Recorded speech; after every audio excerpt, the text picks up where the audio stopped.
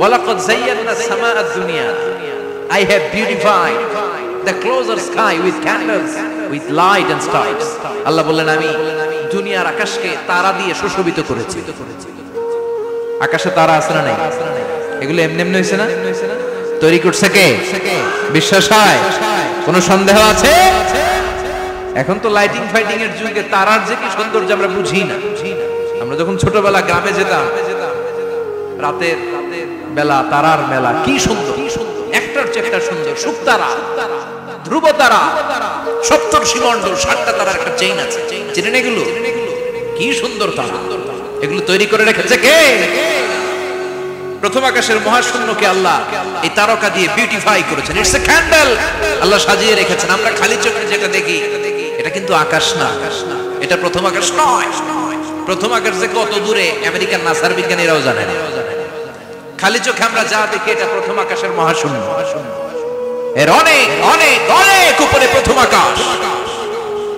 এরপরে দ্বিতীয় আকাশের মহাশূন্যের স্তর শুরু, এরপরে দ্বিতীয় আকাশ, তারপরে তৃতীয় আকাশের মহাশূন্যের স্তর শুরু, তারপরে তৃতীয় আকাশ। একটা চেয়ে আরেকটা বড়। প্রথম আকাশের চেয়ে দ্বিতীয় আকাশ কত বড় বলি? আপনার হাতের আংটিটা যদি সাহারা মরুভূমিতে আপনি ছুঁড়ে ফেলে দেন, পুরো মরুভূমির তুলনায় আংটি যত ছোট, আল্লাহর দ্বিতীয় আসমানের তুলনায় আল্লাহর প্রথম আসমানটা ঠিক তত ছোট। একটার চেয়ে একটা, একটার চেয়ে একটা। সূর্য দেখে আমরা অবাক হয়ে যাই। 9 কোটি 30 লক্ষ মাইল দূরে, এই পৃথিবীর চেয়ে 13 লক্ষ গুণ বড়।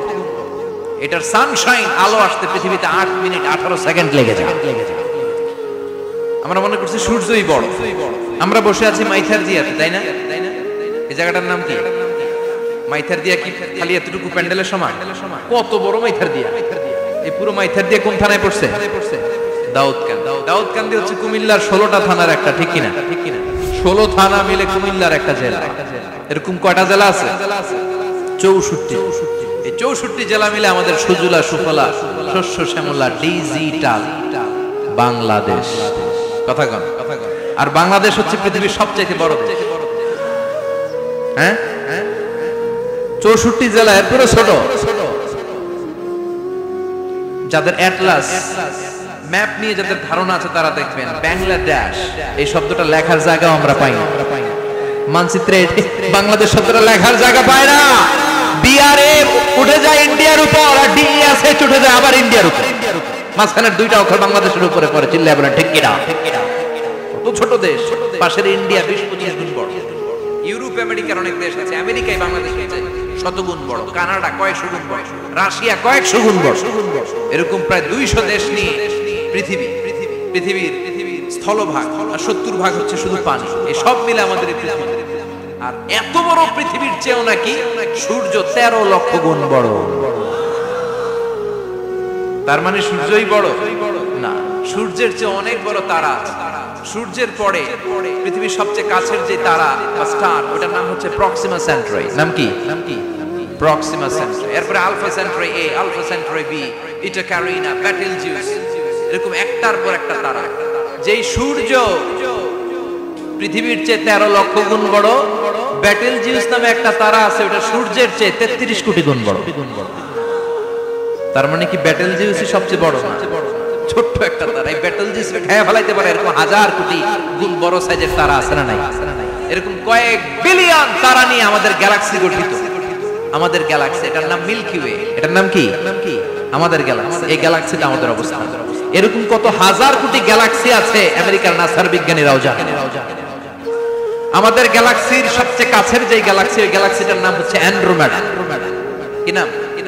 অ্যান্ড্রোমেডা। আমাদের গ্যালাক্সি থেকে কেউ যদি কাছের গ্যালাক্সি অ্যান্ড্রোমেডাতে যেতে চায়, তার 2.5 মিলিয়ন লাইট ইয়ার্স সময় লেগে যাবে। কথাটা কঠিন হয়ে গেছে, আমি ভেঙে বলি, তারপরে সুবহানাল্লাহ কই। আমাদের গ্যালাক্সির নাম মিল্কি ওয়ে। মিল্কি ওয়ে থেকে যদি কেউ অ্যান্ড্রোমেডাতে যেতে যায়, কত সময় লাগবে? 2.5 million light year. Light year মানে আলোকবর্ষ।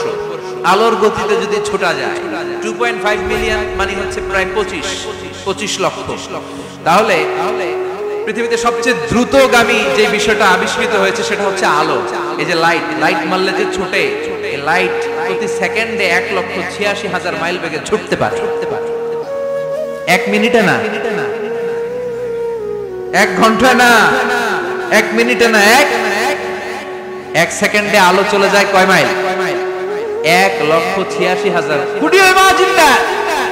আপনি কল্পনা করতে পারেন? হয়তো মাথা নাড়াইতেছেন। এটা কি কল্পনা করা যাবে?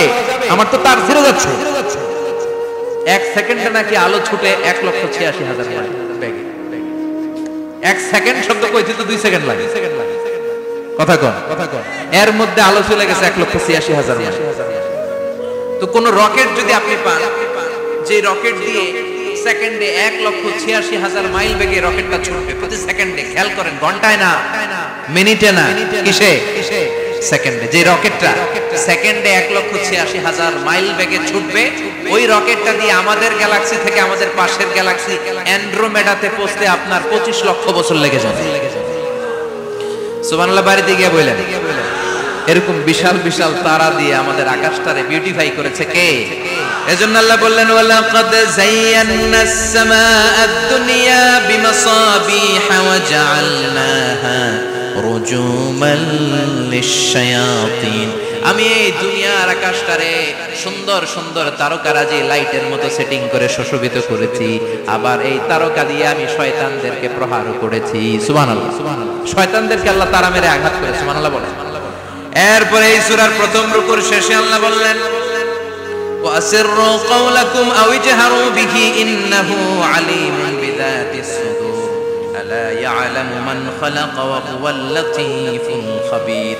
আল্লাহ বললেন, ওয়াসিররু কাওলাকুম, তোমরা যদি গোপনে কথা বলো, আও ইজহারু বিহি, কিংবা স্পষ্ট করে বলো, সব শুনে কে?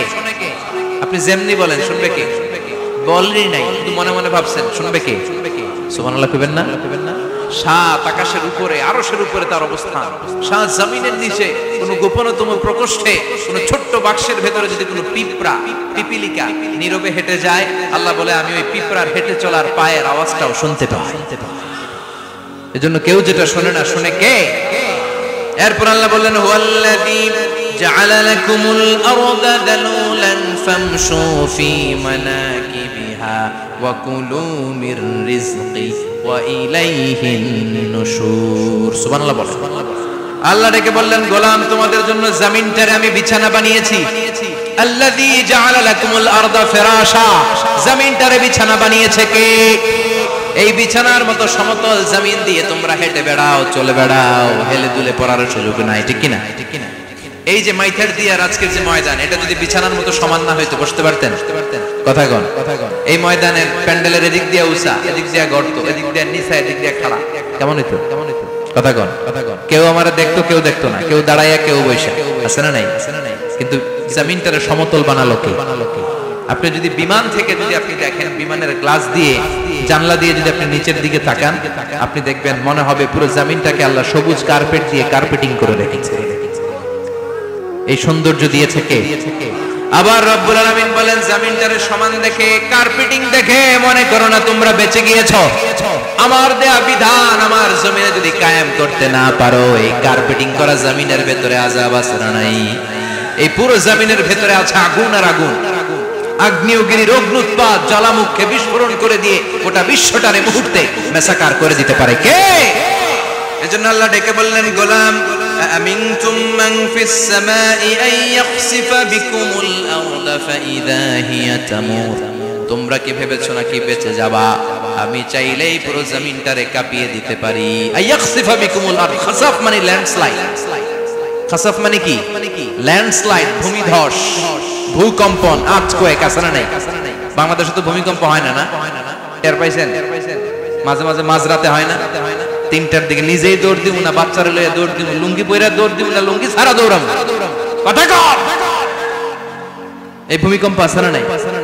আল্লাহ বলে, মনে করো না জমিনটা সমতল, কার্পেটিং করে দিয়েছে। এই কার্পেটিং এর ভিতরে আগুনের গলা আছে না নাই?